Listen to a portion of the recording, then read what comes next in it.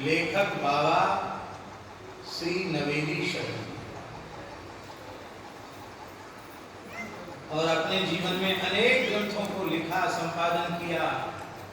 अनेक अष्टयाम लीला, अद्भुत अष्टयाम लीला उन्होंने लिखी। जाने कितना साहित्य सेवा का कार्य उन्होंने किया। इतना कार्य करने के बाद भी वह ऐसे लोकेशना विरहित महापुरुष थे कि उन्होंने कहीं अपना नामोल्लेख, यही एकमात्र पुस्तक ऐसी है जिसमें बाबा का नामोल्लेख है। तो पहला आग्रह तो ये है कि इस पुस्तक को आप लोग अवश्य पढ़ें। आप कहेंगे कि इतना जोर आप क्यों दे रहे हैं पढ़ने के ऊपर? यह जोर हम इसलिए दे रहे हैं कि इन महापुरुष का निकुंज प्रवेश 2001 में हुआ। कोई सैकड़ों वर्ष पुरानी घटना नहीं है, मात्र 23-24 साल पुरानी घटना है। तब तक वो वृंदावन में विराजमान थे। ऐसे अद्भुत, अनुपम, दिव्य, महान रसिक संत का जीवन चरित्र आप पढ़ेंगे तो आपका भगवत विश्वास और अधिक दृढ़ होगा। भगवत प्राप्ति इस युग में बड़ी सरलता से संभव है। संतों से रिक्त यह धरा कभी नहीं होगी। वृंदावन तो रसिकों की सराय है। बड़े बड़े रसिक, बड़े बड़े सिद्ध यहाँ विराजते हैं। यह बात आपके मन में पक्की हो जाएगी इस चरित्र को पढ़ने से। हमारा मन तो ये था कि हम 3 दिन तक केवल बाबा का ही चरित्र कहें। मन हमारा यही था। लेकिन दूसरा भाव ये आया कि बाबा के उत्सव में बाबा का चरित्र कहेंगे तो हम लोगों को तो प्रसन्नता होगी, राधा वल्लभ जी भी बड़े राजी होंगे। लेकिन जिनका उत्सव हम लोग मना रहे हैं उनकी प्रसन्नता हम लोगों को प्राप्त करनी चाहिए।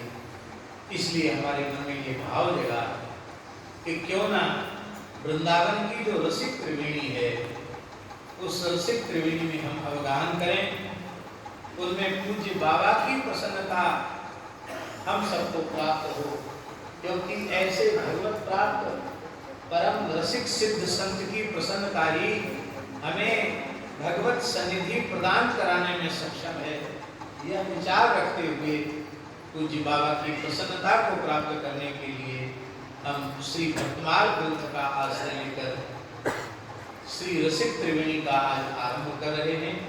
उनमें सबसे पहला चरित्र है रसिक त्रिवेणी में महाप्रभु श्री हृदयवंश चंद्र जी महाराज का।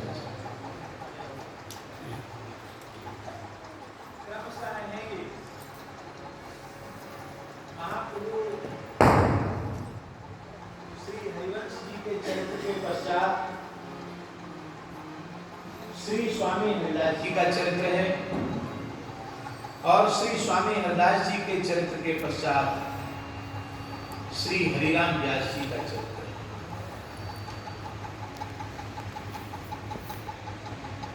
श्री हरिवंश महाप्रभु,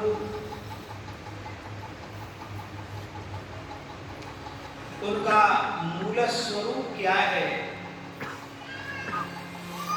हम सब इस बात को जानते हैं और अत्यंत श्रद्धापूर्वक स्वीकार करते हैं कि भगवान की प्राण प्यारी वंशी ही परम रसिकाचार्य श्री हरिवंश महाप्रभु के रूप में। तो ये वंशी क्या है?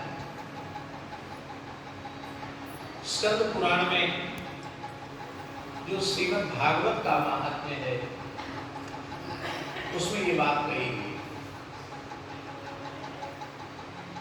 बड़ा सुंदर श्लोक है।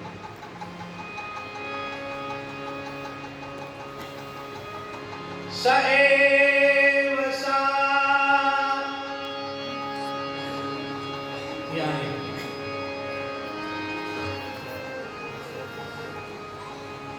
बड़े बड़े महापुरुष सभा के सामने बैठते चले जाए, आश्रम को धन्य कौन करेगा?